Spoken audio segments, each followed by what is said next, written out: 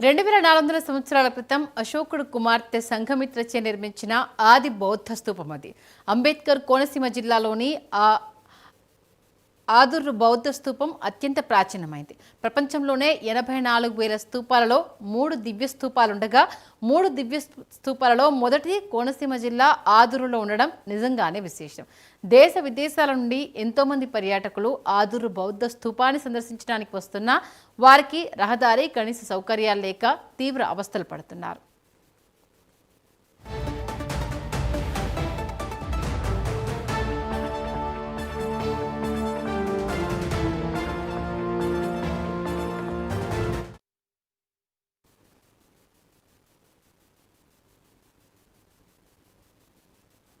అంబేద్కర్ కోనసీమ జిల్లాలోని మామిడికుదురు మండలంలో ఆదుర్రు బౌద్ధ స్తూపాన్ని 1923లోనే కనుగొన్నారు.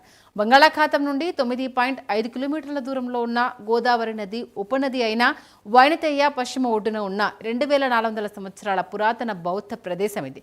ఈ స్థలాన్ని భారత పురావస్తు సర్వే బృందం 1923లో తవ్వి 1955లో రక్షిత స్మారక చిహ్నంగా ప్రకటించింది.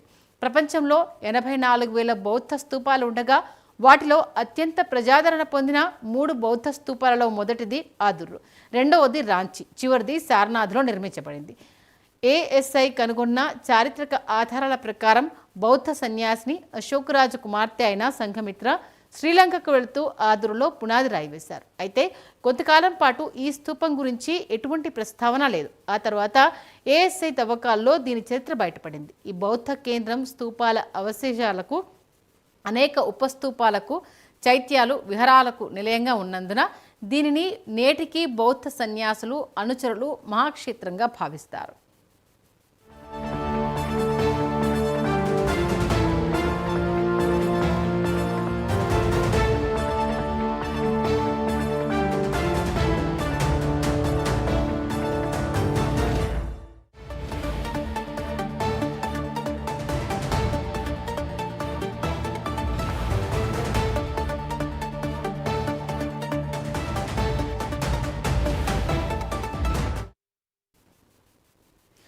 పంతొమ్మిది 1953లో ఏఎస్ఐ తవ్వకాలు జరిపి స్తూపాలు, చైత్యాలు, విహారాల అవశేషాలను వెలికితీసింది. ఈ తవ్వకాలలో అత్యంత అందమైన, అత్యంత ప్రసిద్ధమైన మహాస్తూపం బయటపడింది.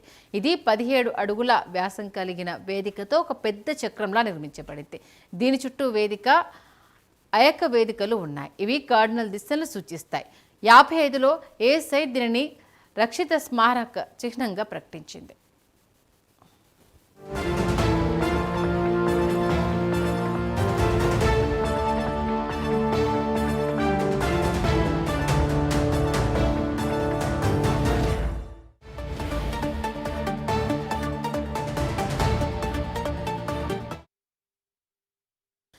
ఇక్కడి తవ్వకాలలో జాడీలు, తొట్టి, పాత్రలు, గిన్నెల వంటి కళాఖండాలు కూడా బయటకు వచ్చాయి. ముందు వైపు అంటే తూర్పున ఒక చక్రం ఆధారిత నిర్మాణంతో 2 ఉపస్తూపాలున్నాయి. ప్రధాన స్తూపం యొక్క పశ్చిమం వైపున గుండ్రని చతురస్రాకార నిర్మాణాలు కూడా ఉన్నాయి. అన్ని వైపుల నుండి ఒకదానితో ఒకటి క్రమ పద్ధతిలో అనుసంధానించబడి ఉంది.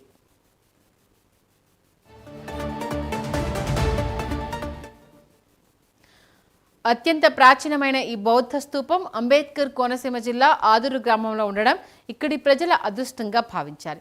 ఇక్కడికి దేశ విదేశాల నుండి ఎంతోమంది పర్యాటకులు సందర్శించడానికి వస్తూ ఉంటారు. అయితే ఈ స్తూపాన్ని సందర్శించడానికి వచ్చే వారికి సరైన రోడ్డు మార్గం లేకపోవడం వల్ల ఇబ్బందులు తప్పడం లేదు. ఇక్కడికి వచ్చే పర్యాటకులు కాసేపు సేద తీరడానికి సైతం ఎటువంటి సౌకర్యాలు లేకపోవడంతో వచ్చిన పర్యాటకులు విస్మయానికి గురవుతున్నారు. బౌద్ధ స్తూపం సమీపంలోనే గోదావరి తీరం వెంబడి కోరంగిని మించి ఆహ్లాదకరమైన మడ అడవులు ఉన్నాయి. మడ అడవుల చుట్టూ సుందరమైన గోదావరి పాయలు ఇక్కడికి వచ్చే పర్యాటకులని మంత్రముగ్ధుల్ని చేస్తాయి. వీటికి కూడా ప్రాచుర్యం కల్పించాల్సి ఉంది.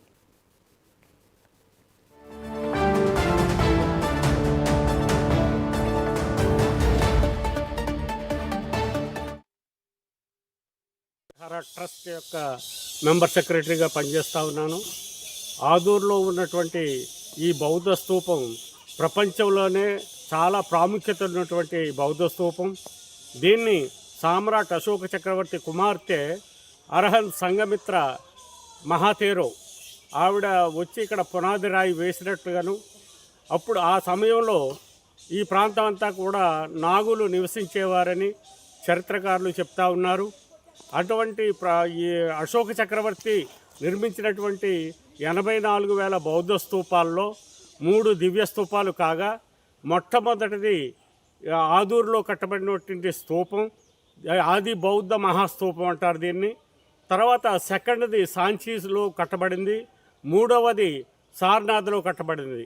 అంత ప్రాచుర్యం పొందినటువంటి స్తూపం ప్రభుత్వ నిర్లక్ష్యం వల్ల వెలుగు చూడటం లేదు.